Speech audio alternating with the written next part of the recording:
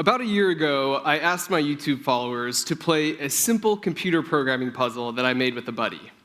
The object of the puzzle was to get your car across the maze by arranging these code blocks that represent typical computer programming operations, such as if-else statements and while loops. Once you thought you had a good code, you would hit run, and your car would move based on the commands you had in the program. So I asked my YouTube followers to play it because I said I wanted to prove that anyone from any background could learn to code. 50,000 of them took the challenge and attempted the puzzle. But the truth was that I didn't actually care about proving that anyone could learn to code. What they didn't know is that we actually randomly served up two slightly different versions of the puzzle. In one version, if you hit run and you weren't successful, you didn't lose any of your starting 200 points. We showed you this message. However, in the other version, if you hit run, and again, you weren't successful, we showed this slightly different message, stating that you lost 5 points from your starting 200 points. That was the only difference. In one version, if you failed, we simply took away 5, no value in the real world, no one will ever see these completely meaningless fake internet points. That minor difference is crucial to keep in mind for the results I'm about to show you from the 50,000 data points we collected. For those who were penalized for failed attempts, their success rate was around 52%. For those who were not penalized, their success rate was 68%. That statistically significant delta of 16% was really surprising and almost seemed too hard to believe until we looked at another piece of data that we collected, which was attempts to solve before finding success. It's shown in orange right here. So those who didn't see failing in a negative light nearly had 2.5 times more attempts to solve the puzzle. As a result, naturally, they saw more success and therefore learned more. So if you think about that and sort of unpack these results, the trick to learning more and having more success is finding the right way to frame the learning process. And this observation seemed really profound to me. It made me wonder, what if you just framed the learning process in such a way that you didn't concern yourself with failure? How much more successful could you be? How much more could you learn? And the next thought was that if this is a real effect, clearly there must be some evidence for this in real life. It made me think of toddlers. It's my boy. I helped make that. They are constantly trying new things, and they certainly aren't concerned with failure. When my son learned to walk, he didn't think about how dumb he might look if he fell down. And as his parents, we didn't punish him if he wasn't successful either. The focus was always on the end goal, and we celebrated the successes with him. And as a result of constantly failing and trying and discovering new things during that phase of our life, we discover so many more new capabilities within ourselves, and it's not even close to any other time in our life. But maybe using a toddler is sort of cheating because their brains are different than ours. To make the case that perhaps they aren't that different than us, I'd like to tell you about a plumber I first met when I was 8 years old. He was Italian.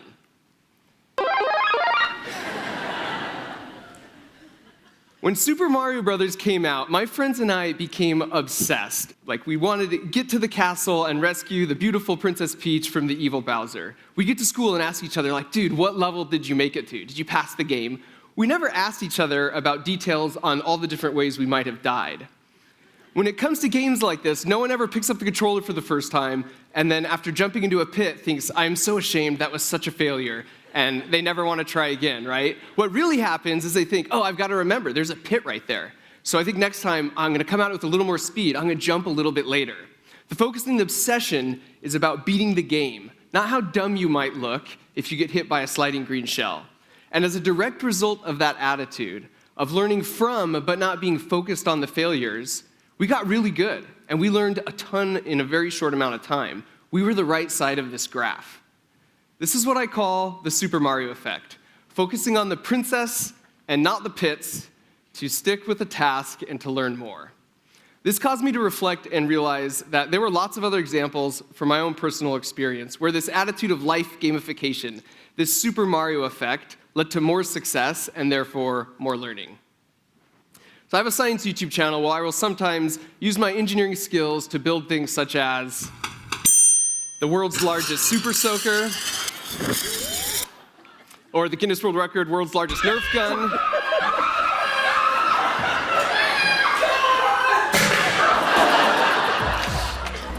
Or maybe this snowball machine gun.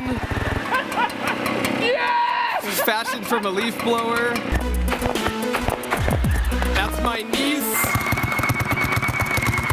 Those are my nephews. I haven't quite figured it out, but when it comes to me, their uncle, they seem to have some trust issues.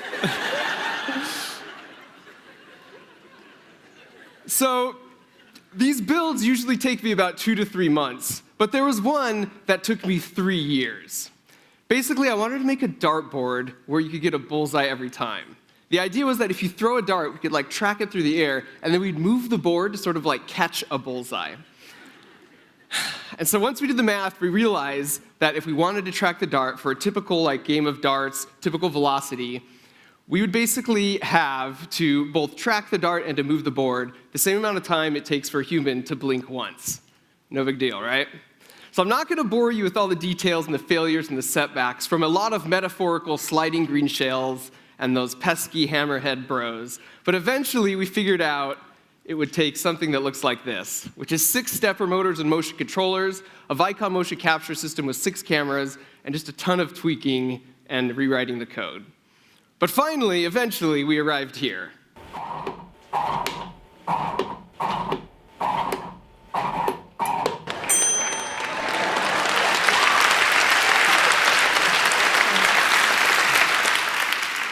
What's interesting is when I look back on that process, I can honestly say my attitude towards that was the same attitude I had toward rescuing the princess from Bowser. Of course, each failure and setback sucked. It stung.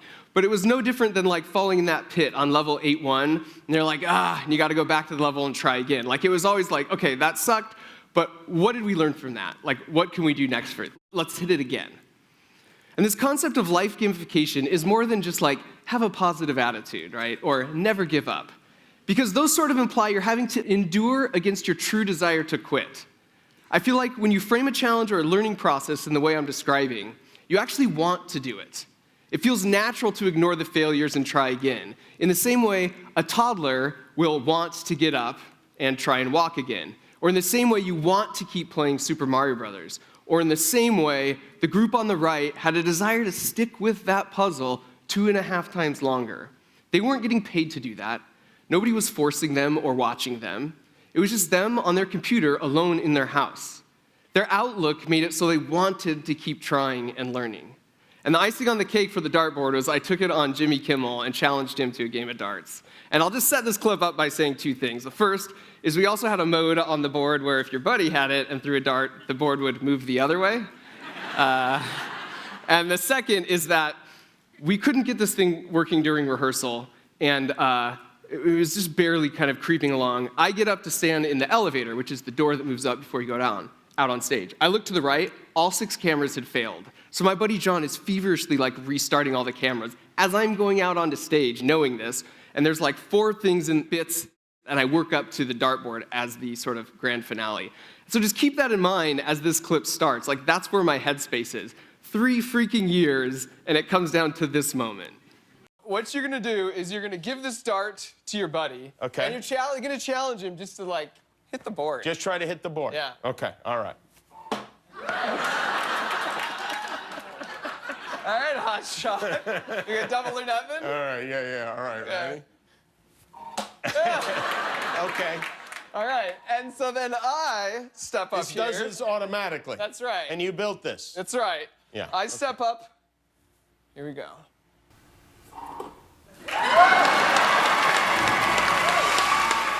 Fake it till you make it. I will say, in all of our testing, literally, we never had a dead center bullseye as much as that one right there. And so, after that, I haven't even touched the board since. I'm so done with it. And I really believe that if you reframe, the challenges, it can make all the difference. I have a simple thought experiment to sort of showcase this. Let's say I gave you a test, and it had instructions on it that you would carry out. And to do that, it had sort of buttons like this. And the instructions would say something like push button 3 for 5 seconds, and then push button 6 for 1 second, then push buttons 3 and 5 for 6 seconds, and so on. And unless you carried out the instructions on page 1 exactly, you couldn't see the other 32 pages of the test. How much would I have to pay you to take that test for an hour? Now suppose I change the word test here to game. And I rotated this. And for the input device, I shrunk the buttons and moved them here. And I gave it a cool paint job. And maybe different button styles.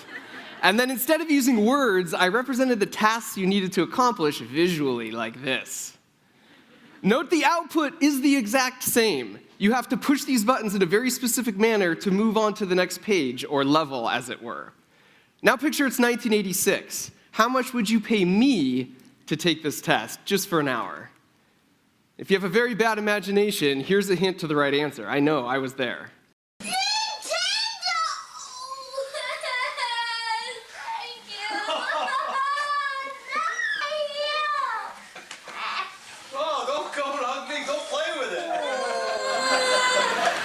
That has to be the greatest YouTube clip of all time. So as a science YouTuber, sometimes I feel people have framed the act of learning science in a negative way. It's been taught poorly, so it feels scary to them. It feels something more like this. And my approach is to take the same physics lessons you might have hated and to try and sort of trick you into learning something through something cool. Basically to go from this to this. So for example, in this video, I made a hot tub with liquefied sand. And this is another one of my nephews with unexplained trust issues. I explained in the video that it's a fluidized bed, and then we talk about the principle of buoyancy and how it makes the whole thing work. And I use several examples, like, the blow dryer with a ping pong ball like this. I like to think my approach to science is similar to velociraptor hunting patterns. So I get people to come in with something cool and amazing, like the sand hot tub, and then when they least expect it, Clever girl. admittedly, the analogy breaks down a little bit right there at the end. But by reframing the learning process and focusing on the cool end goal, the fear of failure is often taken off the table, and learning just comes more naturally. I'll close with this thought. Someone came up with this cartoon, and I totally love it. This is so true, but often in life we tell ourselves that the top version is what we want. That's what we expect. But then something happens. Maybe it's a really bad grade on a test, or a meeting with a client that goes horribly wrong. Maybe it's a bad breakup. Maybe we miss a wide open shot. Some kind of green shell hits you. And so at that first setback or sign of failure, doubt creeps in. We tell ourselves we're not good enough, or we're not smart enough. And yet, if the bottom rectangle here is a game where now your bikes crash and you have to get your bike across with a flag, it's not, oh, I hit these rocks, I'm just going to leave my bike here, I'm not good enough, and you quit and walk away.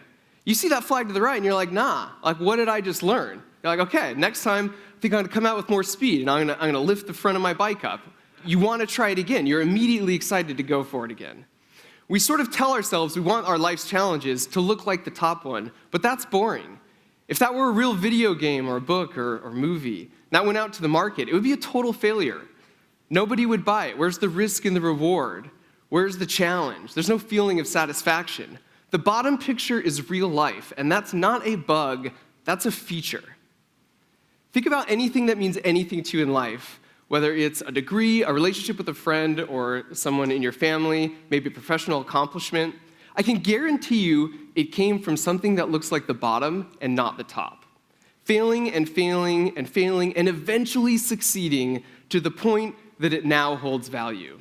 Just like the most meaningful high fives of my adolescence were those when I said, dude, I finally beat Bowser last night. I feel like a lot of the successes in my life have come down to the Super Mario effect. And while framing challenges like this has worked for me, of course results may vary. Everyone is going to be different, and I don't know exactly what it looks like for you to take this principle and map it into your life. But if we got these very real results from a very different cross-section of very unique people, clearly I'm not alone. There's some universal principle at play here. By shifting your focus to the princess and treating your life's challenges like video games, you can trick your brain and actually learn more and see more success. Thank you.